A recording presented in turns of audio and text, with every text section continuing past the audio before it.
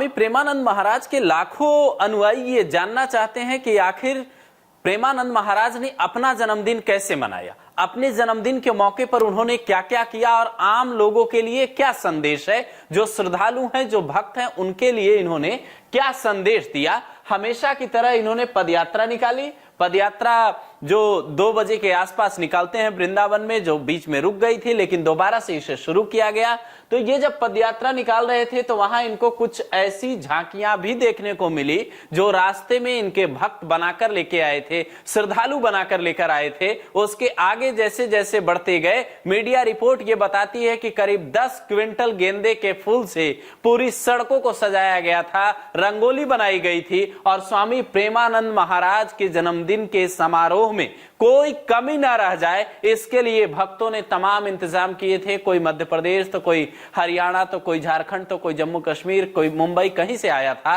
लाखों की संख्या में लोग पहुंचे थे। करीब 2 लाख भक्त वहां उमड़े उनकी पदयात्रा में, जिन्हें संभालने के लिए पुलिस को खास मशक्कत करनी पड़ी। पुलिस को यह पता था कि स्वामी प्रेमानंद महाराज के जन्मदिवस के मौके पर भीड़ ज्यादा हो सकती है, इसलिए वहां सुरक्षा व्यवस्था देखने के लिए 3 एसपी, 4 सीओ, कई थाना प्रभारी और चौकी प्रभारी लगाए गए थे। ऐसी रिपोर्ट भी सामने आई है। दरअसल वृंदावन की श्री कृष्णम शरणम सोसाइटी से तड़के 2 बजे इन्होंने पदयात्रा शुरू की। 2 किलोमीटर तक का सफर इन्होंने तय किया और फिर रमन रेती वाले अपने आश्रम केली कुंज में पहुंचे। वहां जाने पर चूंकि इनकी तबीयत खराब रहती है और किडनी खराब है, इसलिए जो नियम के मुताबिक डॉक्टर्स ने इन्हें खानपान बताया है वही खानपान लिया।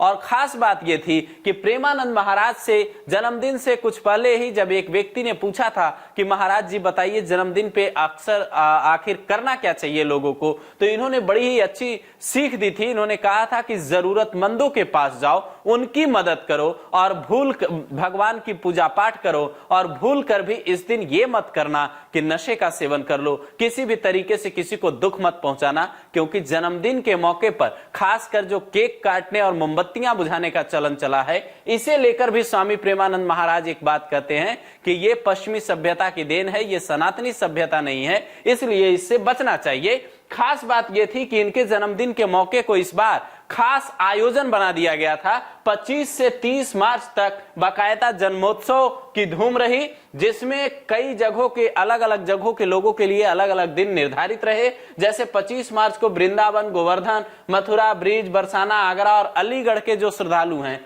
जो शिष्य हैं इनके, वो इनके दर्शन कर सकते थे। जबकि 26 मार्च को यूपी के बाकी हिस्सों के लिए रखा गया था और 27 मार्च को दिल्ली, नोएडा, पंजाब और गुरुग्राम के श्रद्धालु इनके आके दर्शन कर सकते थे। 28 मार्च को हरियाणा, केरल, उत्तराखंड, आंध्र प्रदेश, असम, तमिलनाडु, तेलंगाना, हिमाचल प्रदेश, गुजरात और बिहार के लिए रखा गया था। जबकि 5वां दिन यानी 29 मार्च को महाराष्ट्र, झारखंड, ओडिशा, मध्य प्रदेश, जम्मू कश्मीर और राजस्थान के शिष्यों के लिए दर्शन करने की तारीख तय की गई थी और 30 मार्च को आखिर में उत्सव मना। खास बात यह थी कि 3 बजकर नाम संकीर्तन और सत्संग हुआ सुबह 3 बजे, उसके बाद 5:30 से 6 बजे तक मंगल आरती, फिर 6:30 से 8:30 तक श्री हित चतुरासी जी पाठ, उसके बाद 8:30 से 9:15 तक सुबह श्रृंगार आरती और राधा नाम संकीर्तन, उसके बाद शाम में संध्या वाणी पाठ और नाम संकीर्तन। संत की तरह ही इन्होंने अपना जन्मोत्सव मनाया और इस जन्म दिवस के मौके पर आपकी तरफ से भी एक बधाई बनती है। आप इस पर क्या कहेंगे, अपनी राय भी कमेंट बॉक्स में